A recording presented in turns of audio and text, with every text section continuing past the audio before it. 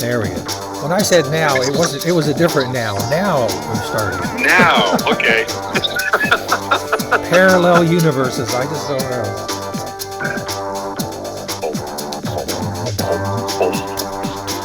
I've got a big oak table here, so I'm going to make use of it.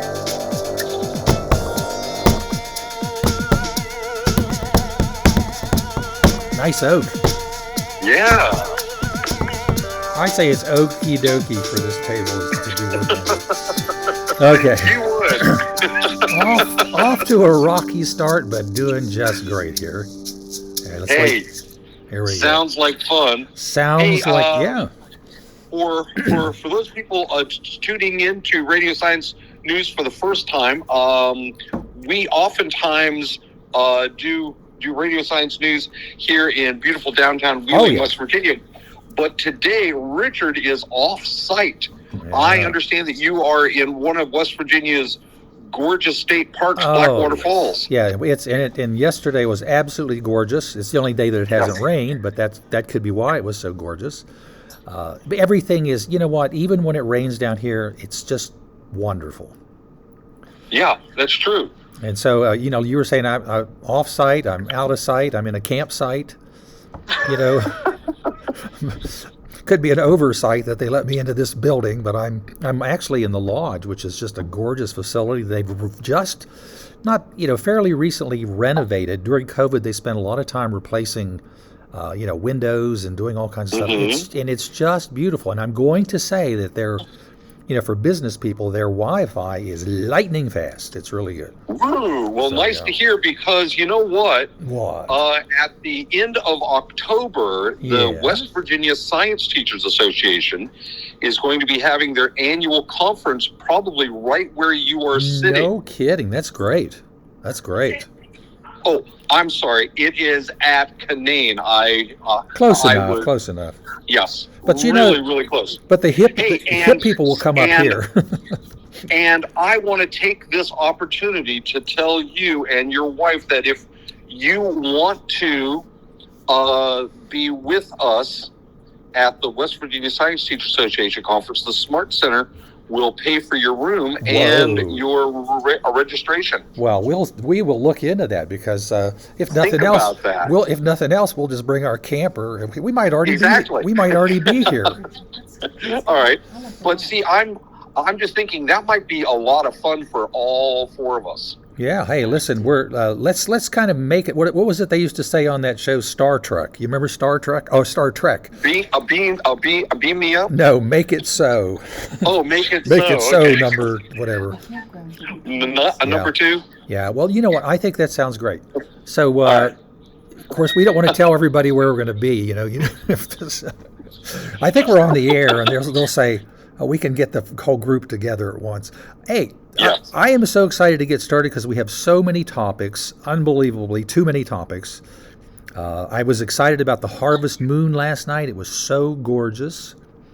Anyway, so I'll let you get the folks to the launch pad of science, and we're going to take off from there. I will. Hey, I just want to say that I went outside to take some images of the moon, and it was beautiful. Oh yeah, it was really, really, really nice. Yeah, very, very nice. I also want to mention to folks that yes, there's a full moon that happens at one precise second, but for about a day and a half on either side of the full moon, it, to the unaided eye, still looks like a full moon. Yeah. So you can go out tonight and probably the next night and also enjoy that if you just happen to have been somewhere and you couldn't do it. So let me get you folks to the launch pad of science. You've been listening to Mr. Richard Pollock at Blackwater Falls, our rendezvous point of fun. And my name is Robert Strong. I'm in Wheeling, West Virginia, looking out on the window of science here. It's not a whole lot going on this morning because not all the shops are open yet. But what we're going to do is this is September 10th, 2022. And this is also episode number 855 in a series. I know, just boggles the mind, doesn't it? It does. Yeah. If you're into prime numbers, 855 is not a prime number. Obviously, the only thing that ends in a 5 that is a prime number is only 5. So the factors are 3, 3, 5, and 19. If you're into all that. Nice. So what I'm going to do is my computer's on. I've gone to www.smartcenter.org. That's my favorite webpage on the internet, and just below the little introduction about how to get a hold of Richard and how to get a hold of Libby and me, there's a live link to Radio Science News just above the trifecta rainbows and triplicate saying Radio Science News. And I'm going to do that and check on what Richard has lovingly put up for our Sciencing Convenience Day. Ooh, Harvest Moon, the first thing. So yeah, we'll talk a little bit more about that. And then there's Moxie. Moxie.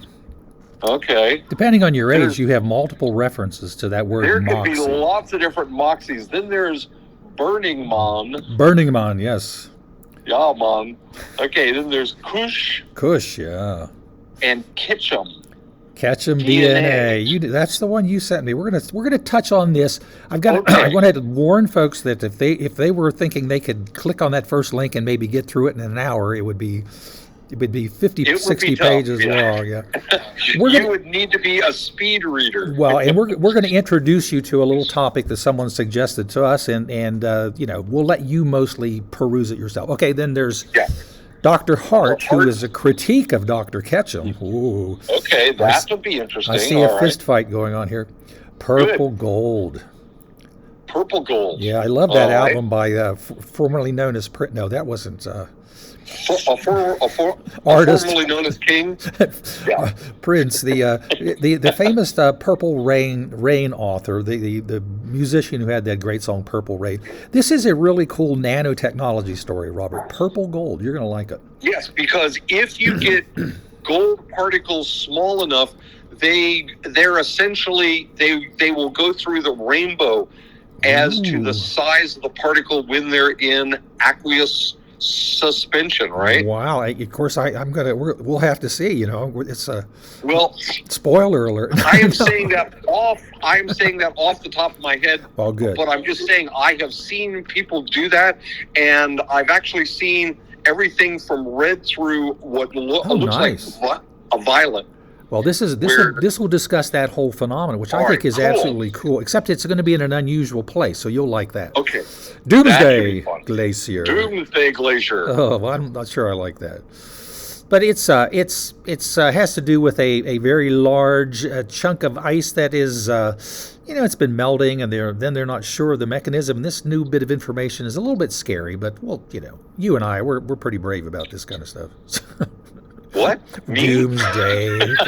Doomsday. Some great local news. The next two are local news stories. The e-boat that's up at Beach Bottom, right? Beach Bottom. Yeah, which is not far from my house. I mean, that's almost within a walking distance of my house. It's certainly within a good afternoon of a bike ride away.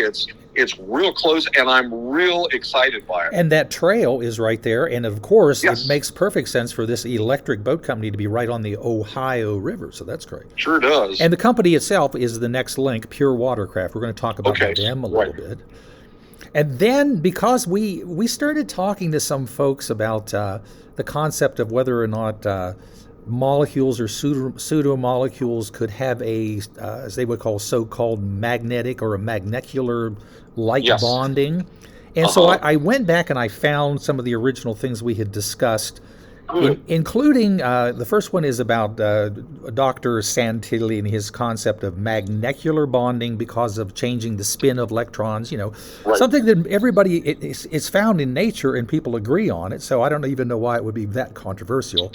But because it doesn't fit the grant. That's right. Yeah. that somebody submitted last year and is still receiving funds for it. Well, that's true, and he also did his own research. He was quite a person at Harvard in math and some chemistry Yes. stuff. So that was it. Now the other one that I think you're going to be shocked at is the one where it says MH, which would be magna hydrogen. A hydrogen.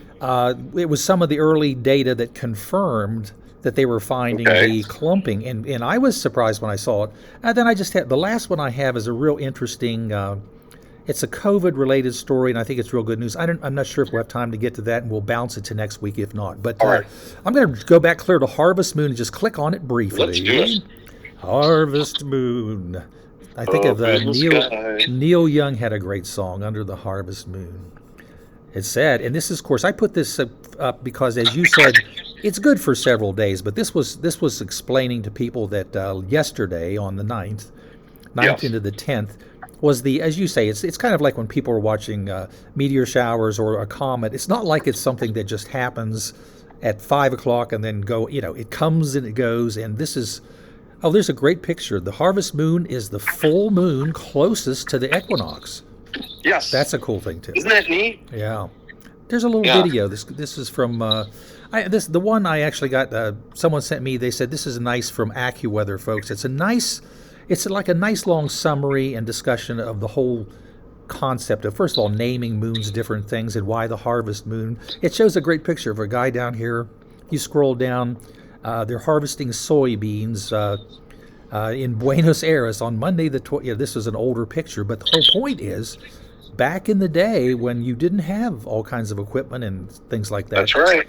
And as it says here, before electricity, the moonlight from the harvest moon would allow farmers to continue working into the fields long past sunset. That is really, and then of course the drop in temperature made it comfortable, and so it made it a great thing that, as you're harvesting your crops and late into the season, you had this full moon with all the extra light. It's great. Oh, and even mentions awesome. Other names that have been given: the corn moon, the rutting moon, the yellow leaf moon, the autumn moon. These are all great. I just wanted to say that for most folks in 2022, you'd go, well, yeah. So there's a full moon up. You can't really do a whole lot during full moon. I have been outside and doing things, and the moon and as the sun sets, the full moon rises, and I'm still reading books and so forth without any extra light. Wow, after 9-10 o'clock at night with just moonlight. So if you're out, harvesting, not necessarily driving around a big vehicle, but if you're just outside doing things, that's sufficient enough light for you to go on for hours and hours and hours. This is really now, and the main reason why I picked this story is it had something, and of course, I'm sure you were aware of. If you scroll down a little further in this article, literally almost directly between first of all, between the directions of east and south, so almost dead southeast, the moon will appear directly between Jupiter and Saturn, and that would be as of last night. Now it'll be different tonight, but that's still really something neat to see. When the moon rises tonight, the moon and Jupiter are going to be fairly close to each other. The moon will be to the right of Jupiter. Jupiter will be to the left of the moon, but they'll rise at almost the same time. Wow, that's good. So that is something. Besides, as you were mentioning, sometimes the moon makes celestial viewing a tough thing because it blocks out so many, like deep sky objects or things that you could normally see. But in this case, this is and the ancients would have seen this as a really probably remarkable conjunction of all these things. Absolutely, yes. And probably launched a war or something. No, don't do it. I just want to make a note that Libby and I and untold numbers of astronomy fans are going to be at Grandview Park tonight. Great. Between 8 and 10 p.m. to watch the sky, and if it's not cloudy or rainy, just at about 8 o'clock, Jupiter and the moon will be rising in the east. Saturn will already be up nice and high in the sky, and the sky will be a little bit bright, but we're still going to be looking for some galaxies and deep sky objects. Oh, that's but it will be beautiful. I just want to mention we do our Star Watch at Grandview Park the second Saturday of every month from 8 until 10 at the Zip Line Adventure area. So Nice. Please come, and we will be talking about astronomy. If it turns out to be cloudy, that's perfectly fine. We're still going to be there. We'll answer your questions about astronomy. We'll talk about telescopes. If you've got a telescope that needs a little maintenance, we can always do that for you too. Oh, right. That's a great bonus. Yeah. So that's, and if you take the time just to read a little bit about the harvest moon, you'll have a better understanding. Nice article. Now, when I put Very up the nice word article. Moxie, literally there used to be back in the 30s and 40s, there was before the days of Coca-Cola and wasn't there a Moxie drink? Moxie was one of these beverages that was a big deal in the I think 40s and 50s, and so people remember there was actually a rock band called Moxie, but there's a little clue hidden in this little word Moxie. Before you click on it, you'll notice that you'll see an OX there. Yeah. So go ahead and click on it, and you're going to find a nice little surprise. Okay. This is the Moxie experiment. Reliably produces oxygen on Mars. Yeah, I had been reading about this. They've been producing breathable oxygen on Mars for about a year, and this is just a little experimental package, right? Yeah. That they sent up, and it's been producing. I think I read somewhere. In the last year, it produced 100 minutes worth of oxygen for an astronaut or something. Well, that's just enough. Yeah. Just enough to get your tank on it. Yeah. Just which this is just a demonstration model, right? Yeah. It's just to show that you can that you can intake the thin carbon dioxide rich atmosphere of Mars in one end, do a little bit of chemistry with some engineering, and then breathable oxygen.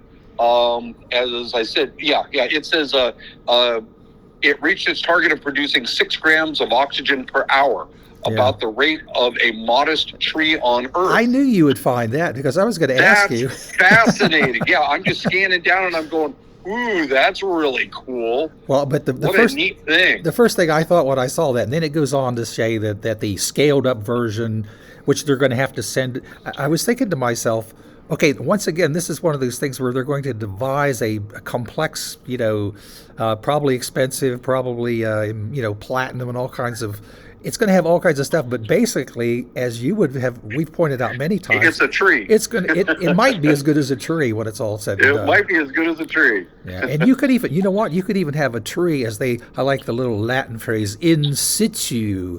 In situ tree. Meaning it would mean it would be actually in a location where you would like it to be. So, of course, this says a couple different things. First of all, this is a great step towards knowing that you're going to be able to produce. But literally what they're doing is they're doing the same thing that if you were able to set up, even most of the movies where somebody goes to Mars and they have to do something, they're always setting up a greenhouse with plants that will process and issue oxygen from the atmospheric CO2. So very cool. Anyway, and of course Moxie, I wasn't sure about. I did notice just as we read it, I was thinking it stood for Mars. It does, Mars Oxygen In Situ Research Utilization Experiment. Man, they really. But it also was MIT, so they probably said it's the MIT oxygen. We don't want to go. Yeah, they probably did. Yep. Well, anyway, that is a cool story. Now, very cool. You, Robert, I think usually try to attend the Burning Man gathering, don't you? For some reason, something comes up every year. I know. And I've never been able to go. Well, I love this story. This story was so interesting because the Burning Man event is like this big, really crazy. I mean, I think it's an amazing thing where all these people get together. It says the all are welcome ethos of the Burning Man Festival. It's held out in the desert. When you scroll down a little bit to this link, you will see I'm looking at. Oh my gosh, I'm seeing so many tents and campers and geodesic domes and yurts and Subarus. And there's a big art. There's a big art thing going on here in the middle. A big looks like a Grateful Dead. Looks like 8,000 bike tracks on this beautiful. It's like a desert, flat area. It's just really an astonishing thing. But the part that's neat about this, and why I thought it would be neat to cover, is that one of the big groups that they set up is what they're calling the Mobility Camp. Yeah. It says founded by Dale Huntsman as what they used to call the Hot Wheels Camp around 2000. The Mobility Camp is a volunteer-led group within the whole big festival that makes camping accessible to to folks who are challenged in various ways in terms of mobility. So this is really I'm looking further down. Mobility Camp. It's got festivals over the years that have included Da Dirty Hands, a community for deaf festival goers, Blind Burners, a community of blind attendees, partially sighted artists, and then I like the last one, Unicorny, for people who have food allergies. I mean, this is a wonderful concept. That's interesting. Yeah. Now, Robert, just in case you're planning your next year, I want you to scroll down because I know that usually you would probably want to hang around Reno and test the laws of probability at the probability casino, which I've seen there. Yes, I find it fascinating that for some reason the house always wins. Oh well, you may be right about that. Always. But sometimes they have cheap shrimp and free drinks. So I don't know. That's true. Or maybe it's the other way around. I'm not sure. But just north of Reno is this there's where the Black Rock Desert is, and I'm astonished. It says 70,000 to 80,000 participants, and that's something this year. Wow, think about this. Is almost like when I look at that picture, I was almost thinking it was like a new set for Dune something, one of the the multiple Dune movies that are to come. But it says it's a crescent-shaped metropolis across 7 square miles of terrain. Of course, the Spanish called it a playa, which means flat or beach. The beach. Yeah. Yeah. Vamos a la playa. That's what I used to sing all the time. This is just really neat. But I love the idea that part of what they're trying to do is as a big community of varied folks. I mean, when I say varied, I think that's probably. Wow, that picture again is just amazing. Yeah, it really, really is. Burning Man, and I think in the past, and I see a stage set up like, I know in the past, didn't they create a big giant burning guy or straw, then set it on fire or something like that? I'm not sure. Having not attended it for many years, no, sure. I've never attended the Burning Man festival. I have been wanting to go for years and years, but I'm beginning to think I might have lucked out. It says at Festivals Inn, they tear down everything down. They tear everything down and haul out every last bit. That's fine. Wow. All this happens at mid temperatures north of 100 degrees Fahrenheit, peppered by unpredictable sandstorms. Ooh. That doesn't sound like a peaceful a weekend to me. Well, I mean, did you say sandstorms or sandworms? I didn't catch what you sandstorms. I believe it's sandworms. No, yes. Sandstorms for sure. Unpredictable sandworms. Well, that's always worried me a little bit. I'm going to tell you.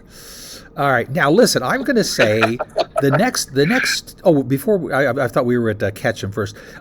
Speaking of sand, I just happened to something popped up in a National Geographic posting. And then I was going to use the National Geographic link, but it was one of those things where you would sort of have to subscribe to it. And so I was looking for another thing. One of the really amazing things in archaeology had to do with even as we, like I said, we're in strange political times, and everybody, a lot of people always talk about civilizations and who contributed what and how important were they.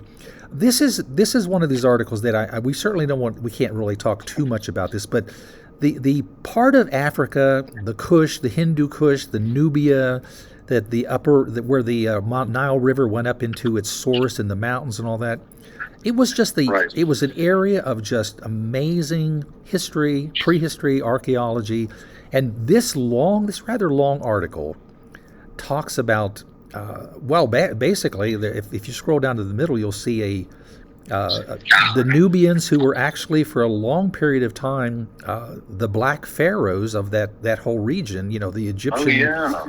Oh yeah. And anyway, it's an amazing story. It's one of the things that sometimes has been.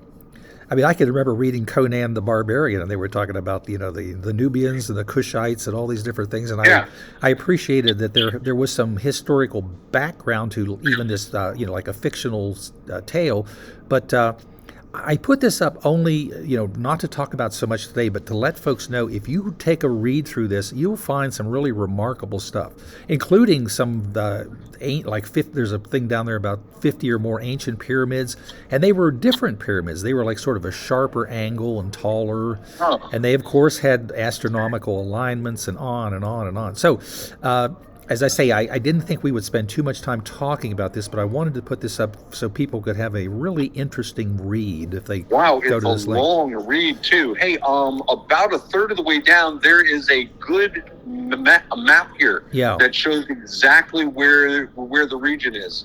Yeah.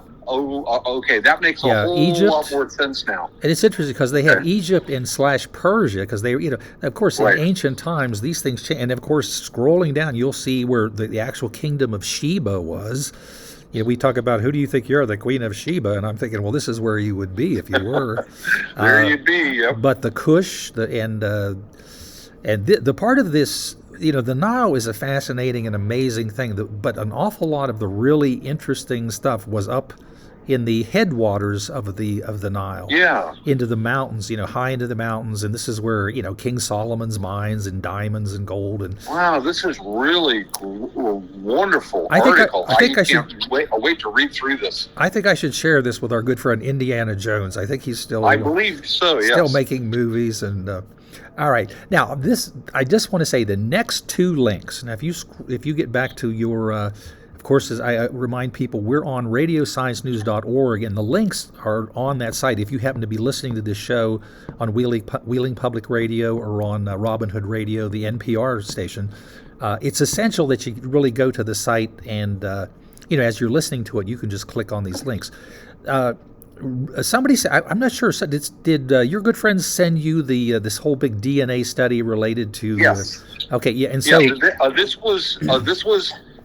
This was originally sent to me by our good mutual friend Ted Bickler. That's what I was thinking. And it was his usual little short thing about, hey, you might find this interesting, right? Yeah. And so I download this when I had a little bit of time, and I'm going, wow, there must be like 50 or 60 pages here. And so I didn't read into it too much, and then about a day later, I had a little time, and I thought, well, if Ted Spickler thought this was interesting, let's take a look at it. Yeah.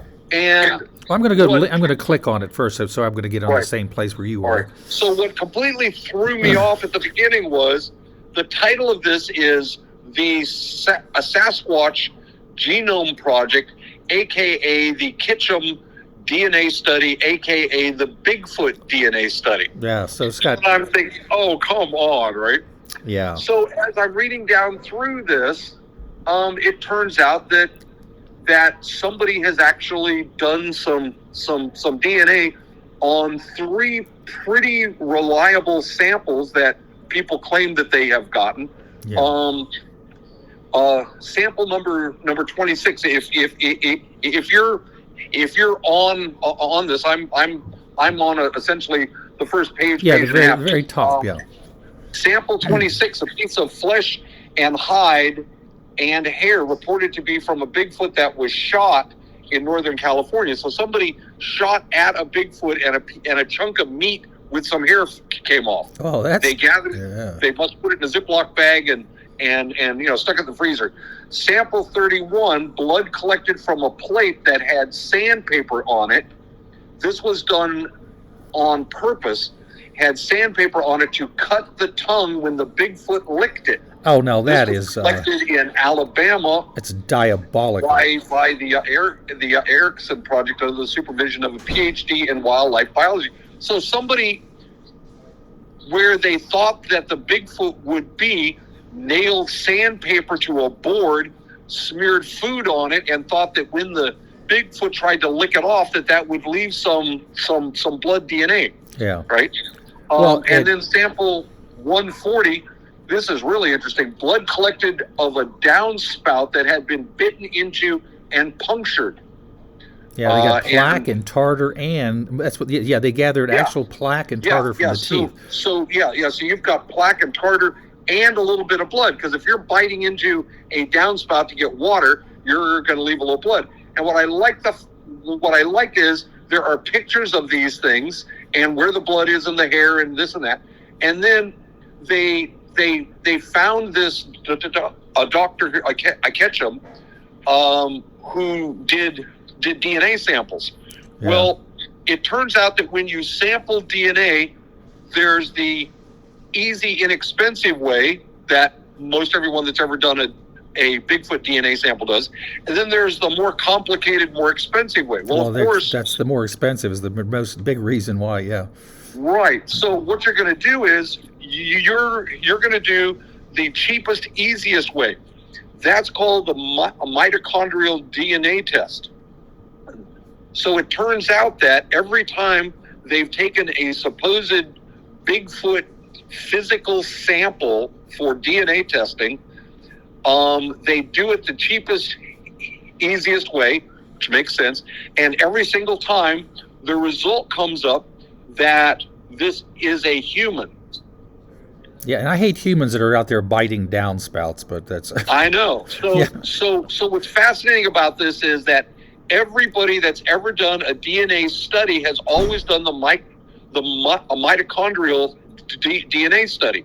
When you do the mitochondrial DNA study, you're not looking at the overall DNA of the sample. Yeah, you're looking at the DNA of the mother of the sample. Yeah. Well, so it turns. Go ahead. Pardon me? No, just go ahead. I was going to. So it turns out that the DNA from these three samples, the DNA from the blood and the tartar of the downspout, the blood from the sandpaper licking, and the blood, the tissue, and the hair from the gunshot, they all come up as human. But that means that the mother is human. Right. Now comes the kicker, and this is what really got me intrigued. Is that then they did the nuclear DNA study, which is more expensive and more complicated. And I am just going to read the final conclusion here. This is is kind of at the top too, isn't it? Yeah. The final conclusion is there is an unknown hominin in the United States of America that is a human hybrid. The mother is of human origin and the father is of a non-human unknown origin. A hominin that we have as yet unidentified, yeah. So it turns out, and I find this just astoundingly hard to believe, but it looks like real science is being done here. It appears that way.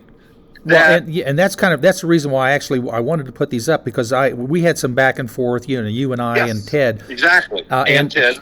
So, and I'm going to say it's going to take you a long, but if you scroll all the way to the bottom, let's scroll. This is such a huge article. First of all, don't hit print. It's gigantic. On your computer. Don't hit print, because you'll be like the commercial where the guy's going, "I'm out of ink," because it's got color photos. There's an awful lot to go through here, and that's always a daunting task, because sometimes when you think when people are making a point, when they have too much stuff, you just can't. It's almost you can't even argue with it, because each little point would have to be. I'm still scrolling let me see how many pages we actually end up with here. It's anyway, it's like you said, 60 or 50 or 60 pages. It's gigantic, yeah. So anyway, when you scroll all the way to the very, very end, now the thing that I was a little trouble with, and I mentioned it to you guys both, is there hasn't been any real further comment since like way back in. I'm looking at the one that was interesting, and I'm just going to. The thing I really want to say to folks is this link will take you along this whole with all its pages. Very interesting, and it has some intriguing things in it. Then, I mean, at the very end, I'm looking at Neil B., and he has it's a little bit of critiques because he's saying, well, wait a minute, you didn't really say it, so there's a lot to read through. So on this link, I'm just going to say I want to refer people to that comment at the end from, it says Neil B., the very bottom, and then up, it's the third from the end. All right, It's, so Dear this Mr. is in Carpenter. this is in the comment section? Yeah, it's in the comment section. It's from like 2015. Right. First of all, Section 7. yeah, first of all, I was thinking there that, anyway, this guy goes through a whole bunch of stuff and apparently knows some genetics because he talks about the HAP1 gene on chromosome 20. So folks could read through this because it's not clear whether he's sort of saying that he still agrees primarily, but that maybe this needed clarification. Now, I'm going to go back to the Launchpad of Science because All right.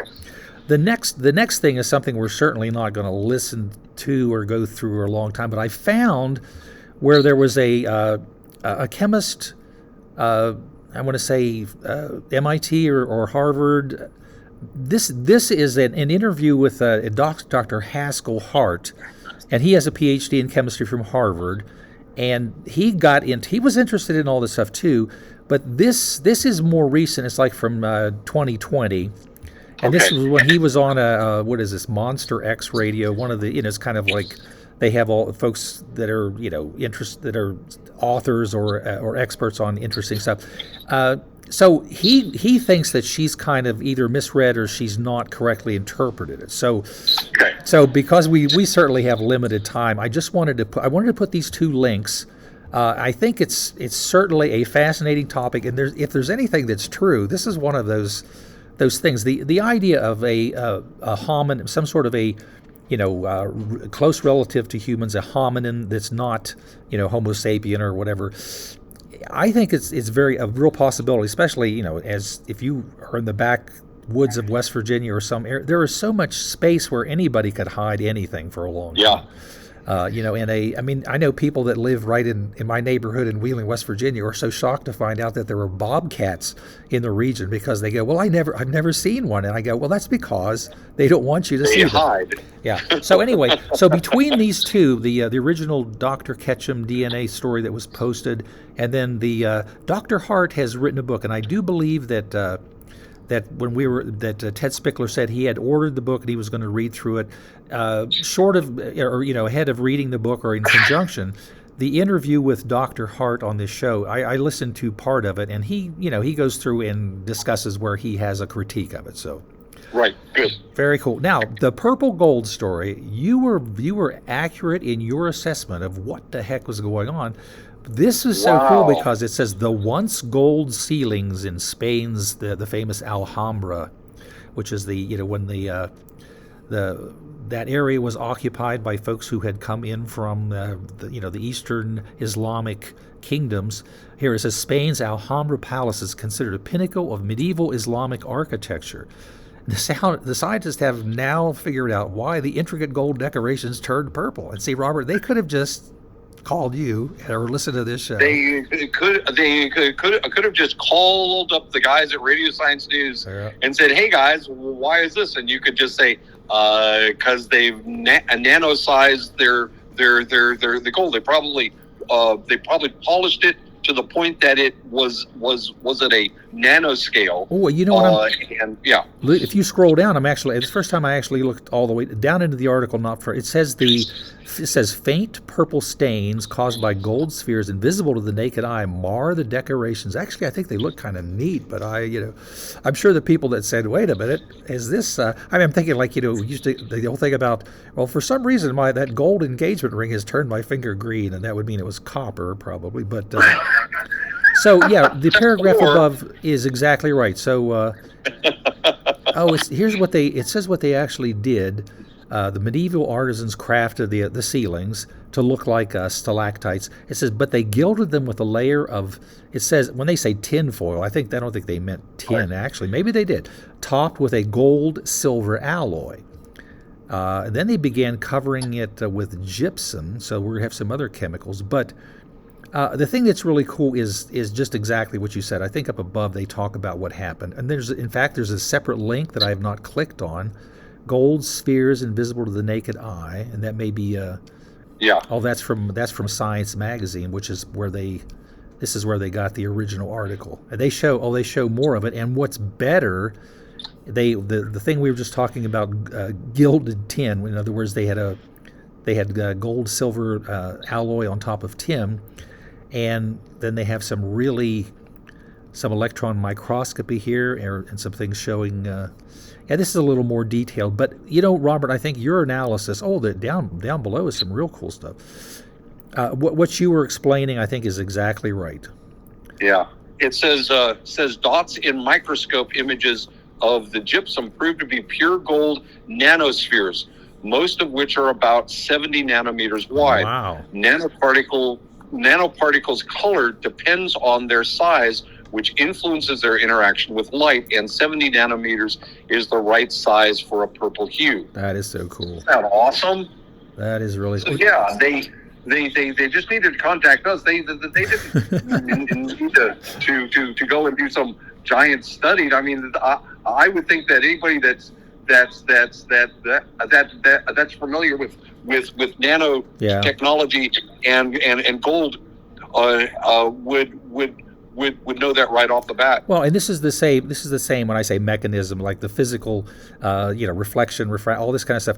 When we've talked so many times about the color of hummingbirds, blue, or like butterfly wings, there's all sorts of stuff. Oh, yeah. I love it, but I have to read this. This just sounds so exciting. I'm sure that the folks who enjoy like watching Big Bang Theory would see this as an almost this phrase is so good, Robert. Light extinction by, and then they have AUNPs, which is of course gold nanoparticles, produces colors ranging from reds to purples, blues, and finally to brown, depending on the particle size, shape, structure, and aggregation state. Now I love this sentence. These colors result from a phenomenon called localized surface plasmon resonance. I mean, every time I say that, I just get, it says when the nanoparticles' surface electrons oscillate in resonance with incident light. Wow. Those folks at I'm telling you, the original article that linked to this for the Science Advances page, they did a good thing there. It's just almost poetic, plasmon resonance. Wow. I haven't seen anybody use that phrase for a while. Okay, so I think that's cool. Now, Robert, I don't want to bring you down, especially since the next story is about the electronic boat, but which you might need, but after the Doomsday Glacier. But let's click on Doomsday Glacier. Yes. I just went online. I did a Google search, and you and our audience could do this. You could do a Google search for nanoparticles of gold, rainbow of colors. Was what I typed out, and you will see image after image after image of little test tubes and vials filled with what looks like food coloring, and it's all gold. It's just aqueous solutions of it, though. Yeah, at different sizes. Neat. Yeah. So for our listeners out there, if you Google search nanoparticles of gold, rainbow of colors, and rather than do the images in that, up will pop just image after image after image, and you'll know exactly why it was so obvious when I heard about the purple. Going, oh yeah, I've seen this because I've stumbled into this concept before. That is neat. Yeah, and like I said, we've discussed it many times. When people go, how do birds have that beautiful? How do peacocks have that brilliant color? And it all has to do with some of the same things here. How certain materials and their size, their aggregation interact with light. With light. Now, this next story, like I said, it might tie in with the electric boat because you might want to order your electric boat, but because this is talking about the Thwaites Glacier, THWAITES Glacier, and there's some new studies on it. This just came out like September 5th. And I'm thinking, the University of Florida would be very interested in this because I'm going to let you read this. I'm going to let you read the summary, Robert. The last sentence tells it all. Okay, it says the Thwaites Glacier in West Antarctica has been an elephant in the room for scientists trying to make global sea level rise predictions. The massive ice stream is already in a phase of fast retreat. Ooh. A total loss of the glacier and surrounding ice basins could raise sea level from 3 to 10 feet. Oh my goodness. Now, being that most of central to southern Florida is only 2 or 3, maybe 4 feet above sea level, that means that you could see the effects on Florida from space. This is happens. Now, and I'm again, it would take so much time to go through this but they go through. They've discovered some new mechanisms about how this thing has retreated in the past and how it's so interesting because of the way it's in touch with the seafloor, and then it's bouncing up and down. I mean, I'm almost thinking, so how much of this thing could break loose and just float away? And it's a really, like I said, the story is.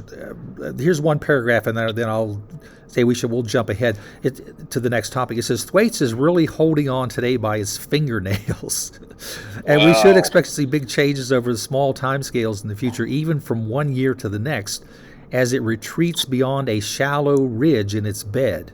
And what they're talking about is they've started to look at the seabed. And it turns out that you can see these ridges that it's kind of hanging onto, and then it as it moves, then it goes back to another rib.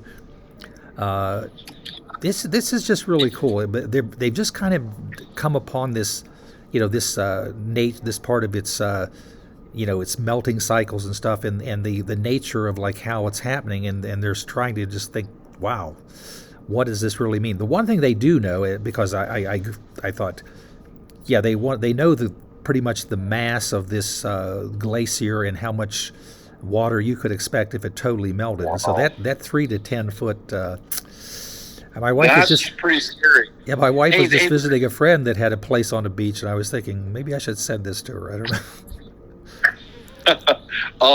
know. There are two sentences that are side by side that make a lot of sense here. It's this is a quote. Just a small kick to Thwaites could lead to a big response. Yeah. That's the first. And according to the United Nations, roughly 40% of the human population lives within 60 miles of the ocean coasts. Wow. Well, that's 40%. The thing. Well, and I'm just going to refer to a story that it actually kind of happened in the middle of the week, so I didn't have it as a topic, but the recent they're somewhat expected. You always it's not like a Monty Python where you say, "Oh, I wasn't expecting a Spanish Inquisition," but the monsoon season. They were literally like 1/3 of. The flooding, not just like the ocean. Right, it wasn't the ocean, right? But it was that so many areas of low. Rivers and streams. The low-lying areas, especially as they approach the coast. Anybody who lives, say, like if you live in South Carolina and those places, that there's a whole. They would talk about the Low Country where, if you were to say, okay, I'm going to go get a topographical map, and I'm going to look at, this topographical maps are usually, the lines are like maybe 10 feet, depending on the resolution of your map. You would understand that it doesn't take more than a few feet to all of a sudden now you're talking about being flooded 10, 20, 30 miles inland, Right, exactly. Scary stuff. Anyway, but here's the reason why our next story. Good news for West Virginia, good news for Beach Bottom. I think it's good news. We started talking about a trend toward electric boats. We're not going to. Maybe I might click on it just to hear a few phrases. I haven't listened to this, but I see politicians with their hands in their pockets and they're taking credit for something apparently. Robert here. Oh, it's Governor Justice makes a major economic development. I don't see Justice up there. He usually is there sitting with his nice little puppy somewhere. But I'm going to click. Let me click on it just real quickly and see what they have to say. And folks can. At Hawkins hearing, we see patients of all ages. Oh well, first we're going to get a commercial. Let me. Young people having these types of conversations. Really? Hey, check out my new phone. What kind is it? It's 12:30. I'm thirsty too. Let's go get a drink. Okay, kids. Okay. So let me see if I guess I will see if I can skip it. I put it on silence, but I don't know how long it's going to go. Hawkins Hearing, that's looks like a real good group of people. Okay, let's hear it. It's just a little short thing, so I'm going to top story. What happened? Did I do the wrong thing? No. Top story. Jobs and investment coming to the Northern Panhandle. That's where we begin this evening. Thank you for joining us. I'm Dylan Cleland. And I'm Jamie Baker. Governor Jim Justice made the announcement this afternoon, and it's good news for Beach Bottom and the Northern Panhandle. News 9's Tyler Madden has been following this story through today's announcement and is live in studio with more. Hey, Tyler. Hey, Jamie and Dylan, good evening. Hey, everybody. Pure Watercraft, a manufacturer of electric outbound motors based in Seattle, is moving part of its operations to the Beach Bottom Industrial Park. The all-electric high-performance boats will move into 80,000 square feet at the Beach Bottom Industrial Park, a former Wheeling Pittsburgh steel mill. There, they'll produce their pure pontoon boat being developed in collaboration with partner General Motors. Governor Jim Justice made the announcement at the West Virginia Chamber of Commerce Business Summit at the Greenbrier. They're going to spend millions of dollars in being the very northern part of our state. They're going to rehabilitate a facility that was used long ago from the standpoint of steel production. Now, the company's CEO said Pure Watercraft will begin fulfilling orders early next year. Wow. The plant expects to employ more than 100 people by the end of 2025. I had the opportunity to tour the site a few days ago, and I'll show you more, as well as hear from Senators Manchin and Capito and State Senator Ryan Weld of Brooke County coming up at 6 and tonight on News 9. But for now, I'm Tyler Madden. Back to you guys, Jamie. All right, News at 11. So anyway, that's the announcement. And the thing is, there are a whole bunch of things about this that are very interesting. Like, first of all, what are they going to make these boats from? Are they going to be carbon nano composite materials, maybe? No, probably not. Are they going to be plastic? Are they going to be fiberglass? But they could. It could be. A spoiler alert, Robert. I've actually talked to our friends, say from WVU and folks that work with nano coal fibers and different things like that. Right. And I've said this all to them because you know what? The only thing that would be better than West Virginia embracing a concept like electric boats would be if they could use maybe high value added carbon, products that were derived from something that you could use instead of burn. So a quick link for folks who want to look into this further. I'm seeing we have we got about 8 minutes left, and we might make it through our topics.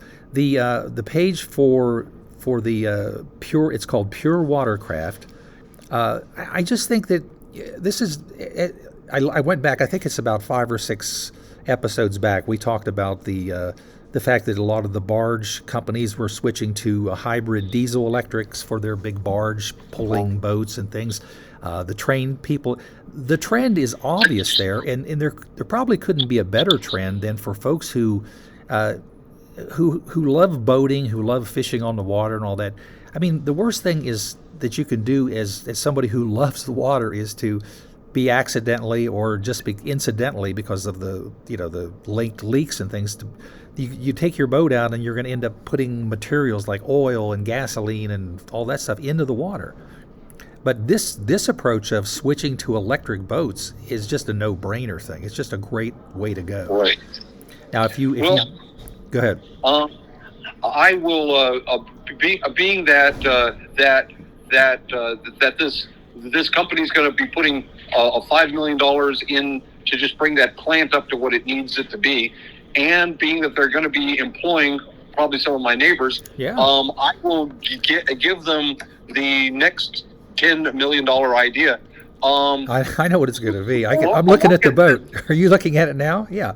Yes, I am looking at it now. So as this boat is cruising around, you will notice that there is a place to put the solar panel right overhead. Yeah. Now I'm wondering if it almost looks like it could be solar panels now. These guys, if that isn't solar panels, it needs to be solar panels. Yeah. Now if you scroll down even further, there's like a beautiful, almost looks like a Lake Tahoe or someplace, and this guy's got his little bass tracker boat, Yeah. First of all, so I mean that's a beautiful boat, and I have for years told my wife if if I buy a boat, then I'm a pod person. It's got to be but this is not your standard boat. I don't want the vroom vroom growl sputter boat.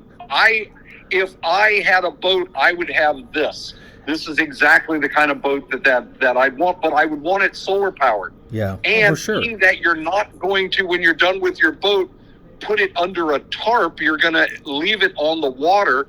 It could trickle charge the batteries for you. Oh, yeah. If you used that canopy as a solar panel. Now I'm gonna just tell you right now. I'm just gonna say, of course. Here's where I would say, oh, of course that's what they're doing, Robert. But we'll look into it further. But the pontoon boat is a real nicely designed thing, and as I look at it, I'm thinking it's probably, as most pontoons are, aluminum pontoons, but there's no reason why this couldn't be more advanced materials, and maybe an additional resource for jobs and economic development in the state. So very cool. But there's no question that thing should be solar panels. If it isn't, it definitely needs to be solar panels. If it isn't, somebody needs to be spanked. That's all I'm saying. All right. Well, if it's not, they just need to do it. Yeah, just do it. That's like Nancy Reagan, the Nancy Reagan solar panel. Just do it. Go, Nancy, go. Oh no, she said just say no. I was wrong. Let me retract. No.